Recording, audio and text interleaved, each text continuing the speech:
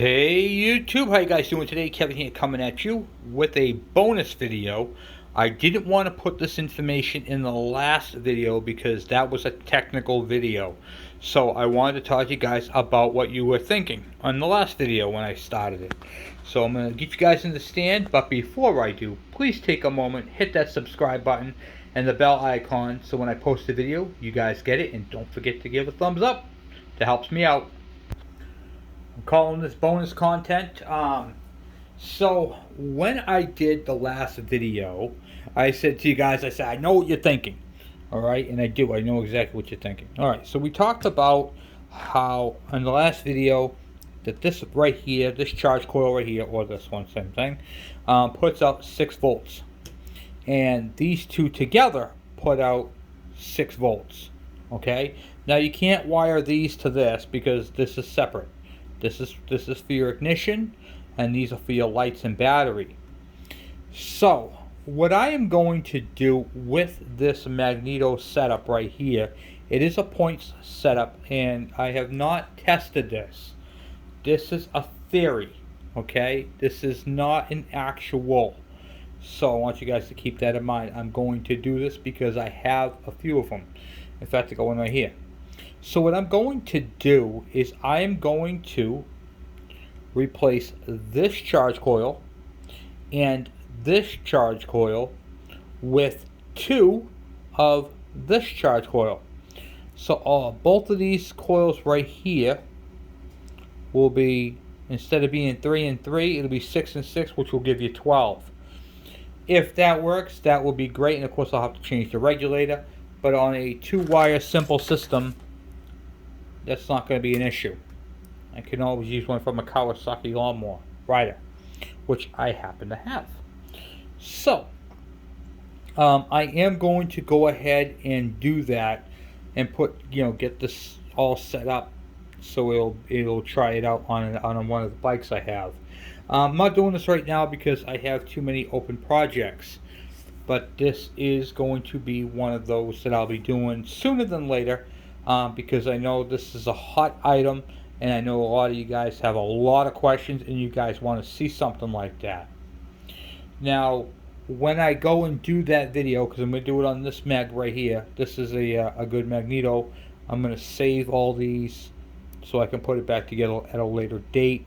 But I have a bunch of these charge coils that are 6 volt, so 6 and 6 in theory will be 12, and then it'll come up through. Of course it's in AC, so it'll be more voltage than knockdown, but the end result will be the same. Right now they're AC current. When it goes through the regulator is DC, so once that happens, that'll change it over. So, and that is with a 3 magnet flywheel, so that'll be interesting to do and see if that all works and this becomes 12 volt. I can actually make this into a 12 volt ignition where it would give a little bit more power and an easier way to find a coil. So there is going to be some modifications done to this, but remember this: the amperage is going to be lower. It's not going to be higher. Here's why. Amperage is higher because of the thicker windings. It can carry more current. The thinner the wire, you get more voltage, but it'll have less current, less amps. Okay? So this is just a guesstimation or a approximation. These right here, if these were 12 volts, these coils right here would probably be putting out about 15 amps. When you put a smaller one on there, it's probably going to be around 7 amps. Okay, so the voltage is going to go up, but the amperage is going to drop down. This really is not going to matter because this is not an electric start bike.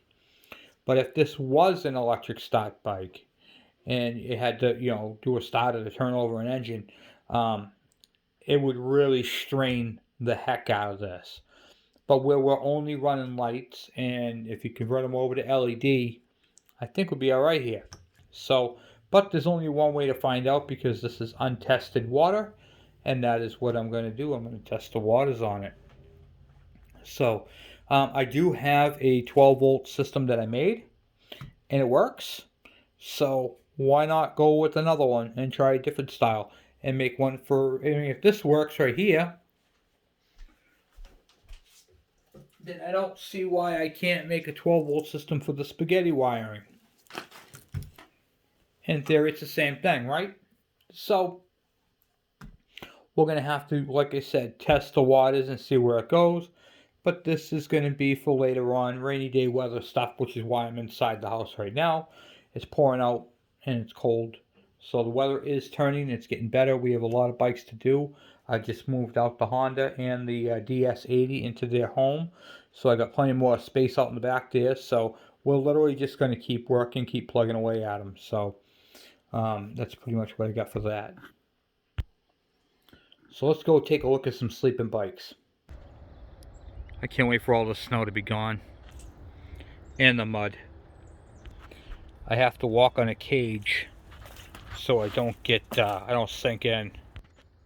So I got the DS80, I'm sorry, DS100 and the KE100 next to each other. I moved the Honda in there, put that little thing over the top of it to protect the tank and the seat. And then you can basically see I got the minis all right there, except for the, what do you call it there? The GT80, the KE, the KM, the KDE over there, my KE, and my DS80 there. So basically what I'm going to be doing is I'm going to be taking down that shelf, and I'm going to be putting up a steel rack where I'm going to be putting the mini bikes on top of the rack to give me some more real estate. But as you can see, I got just so much crap. So I have a lot of stuff to get rid of and a lot of stuff to go through.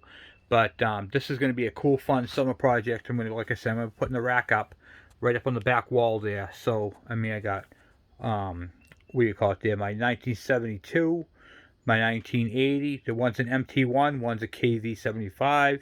The KDX50 or KVX50 that I made for my son Andrew.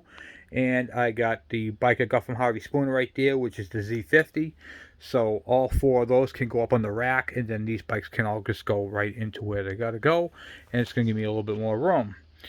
Every time I get room, I seem to fill it up with more bikes. So that's kind of a good thing and a bad thing. But it'll be nice because I'd like to move all the bigger bikes into one spot. The KM, the KD, the DS, the GT, all those can go under the rack, which would basically be a rack with four bikes underneath of it, four bikes on top of it, and then the bigger bikes, the four bigger bikes next to it. So that's the plan anyway. So,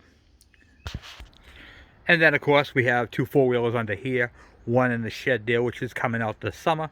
So we have to make a lean-to out back. I might actually pick up another Shelter Logic to fit all three of these four-wheelers in it.